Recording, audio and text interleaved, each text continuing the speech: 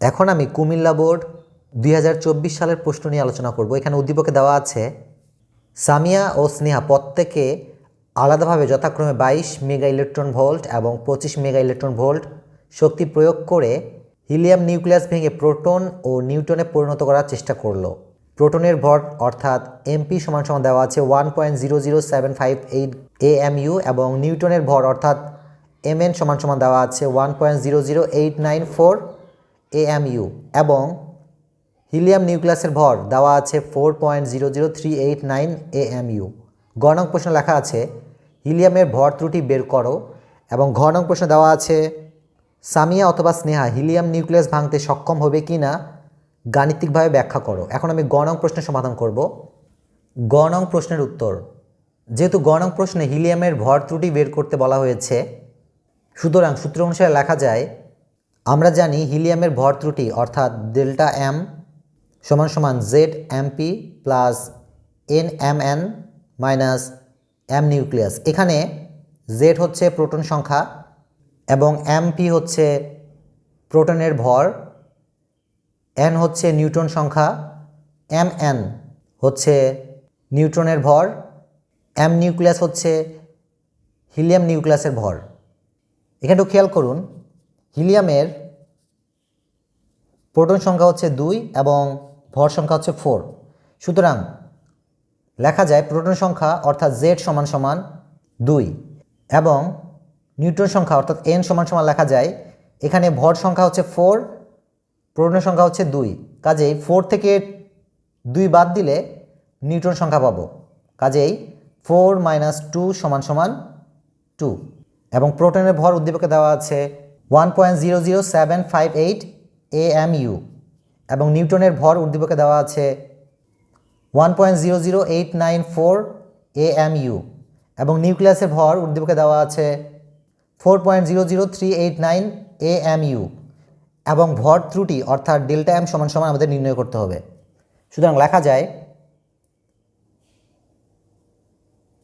Delta M সমান সমান, এখানে জেড হচ্ছে প্রোটন সংখ্যা যার মান আমরা পেয়েছি 2, কাজে এখানে 2 লিখলাম, মাল্টিপ্লাই এখানে এমপি হচ্ছে 1.00758 প্লাস এখানে এন হচ্ছে নিউটনের সংখ্যা যা আমরা নির্ণয় করেছি 2, কাজে এখানে 2 লিখব, মাল্টিপ্লাই এখানে এম এন হচ্ছে নিউটনের ভর যা উদ্দীপক থেকে পেয়েছি 1.00894 মাইনাস এম নিউক্লিয়াস অর্থাৎ হিলিয়ামের নিউক্লিয়াসের ভর যা উদ্দীপক থেকে পেয়েছি 4.00389 বা ডেল্টা এম সমান সমান ডান পাশ অংশকে হিসাব করলে পাওয়া যায় 0.02915 AMU। সুতরাং উত্তর হিসেবে লেখা যায় হিলিয়ামের ভর ত্রুটি সমান সমান 0.02915 AMU অর্থাৎ অ্যাটমিক ম্যাস ইউনিট। এখন আমি ঘ নং প্রশ্নের সমাধান নির্ণয় করব। এখানে ঘ নং প্রশ্নে লেখা আছে সামিয়া ও স্নেহা হিলিয়াম নিউক্লিয়াস ভাঙতে সক্ষম হবে কি না গাণিতিকভাবে ব্যাখ্যা করো। ঘ নং প্রশ্নের সমাধানের জন্য উদ্দীপকের তথ্যের আলোকে এবং ঘ নং প্রশ্নের তথ্যের আলোকে চিত্র অঙ্কন করি। এখানে আমি 2টি চিত্র অঙ্কন করেছি। প্রথম চিত্রে সামিয়া 22 মেগা ইলেকট্রন ভোল্ট প্রয়োগ করে হিলিয়ামের নিউক্লিয়াস ভেঙে প্রোটন এবং নিউট্রন পৃথক করার চেষ্টা করলো এবং দ্বিতীয় চিত্রে স্নেহা 25 মেগা ইলেকট্রন ভোল্ট শক্তি প্রয়োগ করে হিলিয়াম নিউক্লিয়াস ভেঙে প্রোটন এবং নিউট্রনকে পৃথক করতে চেষ্টা করলো এবং ঘ নং প্রশ্নে লেখা আছে সামিয়া অথবা স্নেহা হিলিয়াম নিউক্লিয়াস ভাঙতে সক্ষম হবে কি না গাণিতিকভাবে ব্যাখ্যা করো। অর্থাৎ সামিয়া এবং স্নেহা এই দুজনের মধ্যে কে হিলিয়ামের নিউক্লিয়াস ভেঙে প্রোটন এবং নিউট্রন পৃথক করতে পারবে সেটি নির্ণয় করতে হবে। এই জন্য প্রথমে আমরা নিউক্লিয়াসের বন্ধন শক্তি নির্ণয় করব এবং আপনারা মনে রাখবেন যদি নিউক্লিয়াসের বন্ধন শক্তি প্রয়োগকৃত শক্তির চেয়ে কম হয় তবেই নিউক্লিয়াসটি ভেঙে প্রোটন ও নিউট্রনে পরিণত হবে। সুতরাং এখন আমরা নিউক্লিয়াসের বন্ধন শক্তি নির্ণয় করব। সুতরাং সূত্র অনুসারে লেখা যায় হিলিয়াম নিউক্লিয়াসের বন্ধন শক্তি সমান সমান ভর ত্রুটি মাল্টিপ্লাই আলোর বেগের উপর স্কয়ার। এখানে ভর ত্রুটি অর্থাৎ ডেল্টা এম সমান সমান আমরা গ নং প্রশ্নে নির্ণয় করেছি 0.02915 AMU অর্থাৎ অ্যাটমিক ম্যাস ইউনিট।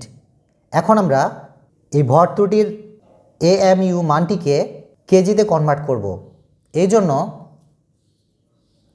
0.02915 এর সাথে 1.66 10⁻⁻27 গুণ হয়ে যাবে, তখন এটি অ্যাটমিক ম্যাস ইউনিট থেকে কেজিতে কনভার্ট হবে। সুতরাং হিসাব করলে পাওয়া যায় 4.8389 10⁻⁻29 কেজি। এবং আলোর বেগ অর্থাৎ সি এর মান আমরা জানি 3 10⁸ মিটার পার সেকেন্ড। এখন আমরা ভর ত্রুটির মান এবং আলোর বেগের মান বসিয়ে বন্ধন শক্তির মান নির্ণয় করব। সুতরাং লেখা যায় ভর ত্রুটির বদলে 4.8389 10⁻⁻29 মাল্টিপ্লাই আলোর বেগের মান অর্থাৎ সি সমান সমান লেখা যায় 3 10⁸ এবং এখানে স্কোয়ার রয়েছে, কাজে এখানে আমরা স্কোয়ার দেব। ডান পাশ অংশকে হিসাব করলে পাওয়া যায় 4.35501 10⁻⁻12 জুল। এখন এখানে একটু খেয়াল করুন, যেহেতু বন্ধন শক্তির মান আমরা জুলে পেয়েছি এবং সামিয়া এবং স্নেহা যে শক্তিটি প্রয়োগ করেছে সেটি মেগা ইলেকট্রন ভোল্ট এককে রয়েছে, কাজেই আমরা এই বন্ধন শক্তির জুলের মানকে মেগা ইলেকট্রন ভোল্টে কনভার্ট করব। এই জন্য 4.35501 10⁻12 এই মানটিকে 1.6 10⁻⁻19 দিয়ে ভাগ দিব, তখন এই শক্তির মানটি জুল থেকে ইলেকট্রন ভোল্টে কনভার্ট হবে। সুতরাং 4.35501 10⁻⁻12কে 1.6 10⁻⁻19 দিয়ে ভাগ করলে 2.72188 10⁻7 ইলেকট্রন ভোল্ট পাওয়া যায়। এবং পরবর্তীতে এই ইলেকট্রন ভোল্টের মানকে আমরা মেগা ইলেকট্রন ভোল্টে কনভার্ট করব। এই জন্য ইলেকট্রন ভোল্টের মানকে 10⁻6 দিয়ে ভাগ দিব এবং তখন এটি মেগা ইলেকট্রন ভোল্টে কনভার্ট হয়। সুতরাং লেখা যায় 2.72188 10⁻7 ডিভাইড বাই 10⁻6, তখন এটি মেগা ইলেকট্রন ভোল্টে কনভার্ট হবে। এই অংশকে হিসাব করলে পাওয়া যায় 27.2188 মেগা ইলেকট্রন ভোল্ট। এখন এখানটাও খেয়াল করুন, সামিয়ার ক্ষেত্রে নিউক্লিয়াসের বন্ধন শক্তি হচ্ছে 27.2188 মেগা ইলেকট্রন ভোল্ট, যেখানে সামিয়া নিউক্লিয়াসকে ভাঙার জন্য 22 মেগা ইলেকট্রন ভোল্ট শক্তি প্রয়োগ করেছে, যা নিউক্লিয়াসের বন্ধন শক্তি অপেক্ষা কম, কাজেই সামিয়া নিউক্লিয়াসকে ভাঙতে পারবে না। অপরদিকে স্নেহার ক্ষেত্রেও হিলিয়ামের নিউক্লিয়াসের বন্ধন শক্তি হচ্ছে 27.2188 মেগা ইলেকট্রন ভোল্ট, যেখানে স্নেহা নিউক্লিয়াসকে ভাঙার জন্য 25 মেগা ইলেকট্রন ভোল্ট শক্তি প্রয়োগ করেছে, যা নিউক্লিয়াসের বন্ধন শক্তি অপেক্ষা কম, কাজেই স্নেহা নিউক্লিয়াসকে ভাঙতে পারবে না। অতএব উত্তর হিসেবে লেখা যায় সামিয়া অথবা স্নেহা হিলিয়াম নিউক্লিয়াস ভাঙতে সক্ষম হবে না। সকলকে ধন্যবাদ দিয়ে শোনার জন্য।